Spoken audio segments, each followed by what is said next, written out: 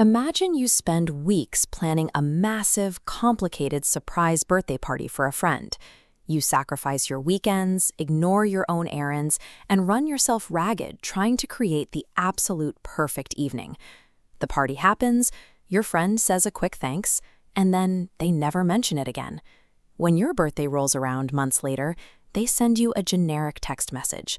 Immediately, you feel a sharp, bitter wave of resentment.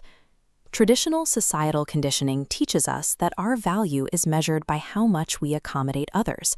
We're led to believe that seeking validation is the primary metric of being a good person.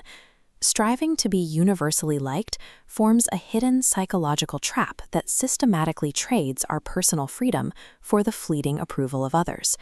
In their book, The Courage to be Disliked, Japanese authors Ichiro Kishimi and Fumitake Koga propose that our preoccupation with the opinions of others is the primary source of our unhappiness.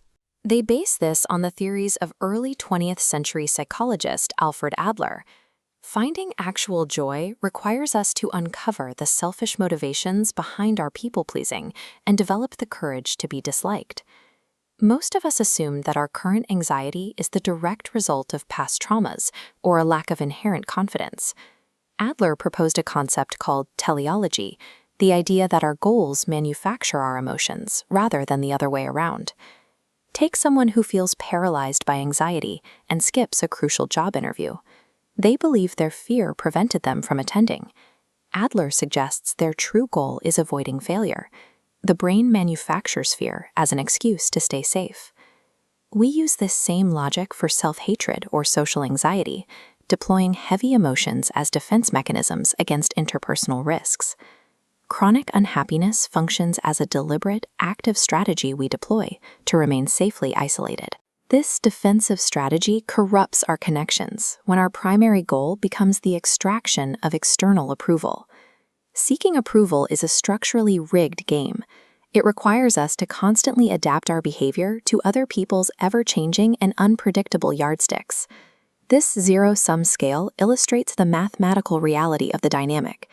When life is framed as a contest for validation, someone else's success must result in your own loss. This framework prevents us from celebrating the achievements of our peers. It turns friends into direct rivals. This mindset infects daily life, turning our acts of kindness into transactions intended to extract gratitude. When that transactional gratitude isn't paid back, it instantly breeds toxic entitlement and severe resentment. The frantic pursuit of approval alienates us, making healthy relationships impossible. Escaping this zero-sum game requires us to shift our core objective, from seeking approval to making a positive impact.